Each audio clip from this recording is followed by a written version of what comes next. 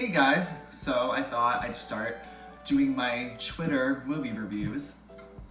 Clearly this is not the greatest setup. I don't really know what I'm doing. I don't know how to edit and put sound and everything, so hopefully this will get better in time. I just always want to do movie reviews and find them so daunting because I'm technologically challenged. But just throwing them on Twitter is my way of being like, yeah, like let's do it. Let's just start. So let's start. Last night, I saw Jurassic World: Fallen Kingdom. Yeah, we'll get there. First of all, I want to start that I love Jurassic Park.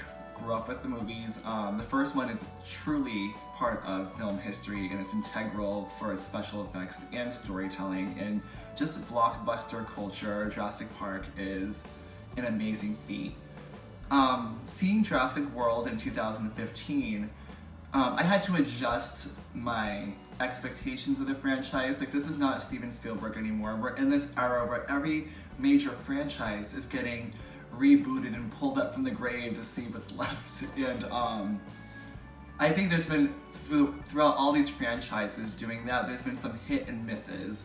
And I believe that Jurassic World pretty much hit the ball where it needed to.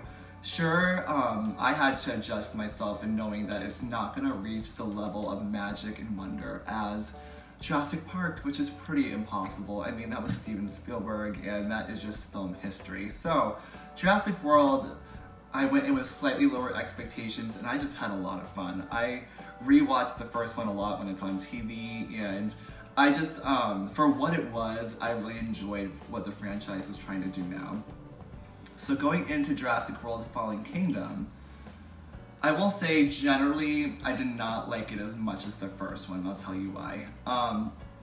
First of all, ever since there was the trailers, it feels like a Lost World sequel or remake a little bit. Not totally, just tonally. And some of the plot elements, you're like, oh, Lost World, they start on an island, they go to the city.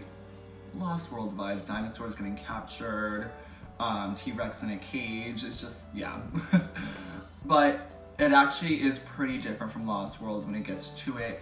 The plot in general, I liked the fact that the volcano eruption is a good way of getting all the dinosaurs finally off the island, getting the story off the island, really, and opening up to a whole new world. Start with like Chris Pratt and Bryce Dallas Howard. I thought they were pretty good.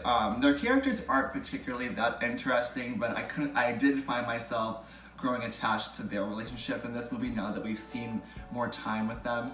And Chris Pratt, which I thought maybe I was getting Chris Pratt fatigue because he's been in so many movies the past couple years. I actually really enjoyed him in this movie. He was probably my favorite character. He's just great. Like, he's gonna be in movies for a long time. Bryce Dallas Howard and the rest of the cast is pretty great. The dinosaurs themselves, there are some beautiful, beautiful shots. You can really see there's a lot of CGI, but you can tell they're still trying to keep some practical effects mixed in there, which really does add a lot for me. Because I have a way of, I can kind of tell when it's CGI or special or just practical. Not always, but a lot of the times I'm like, okay, CGI, I know. So I really enjoy when they try to add practical effects. It always looks way more magical. In general, I think the story has come to a place where the Jurassic franchise is just not as magical or majestic as I once thought it could be.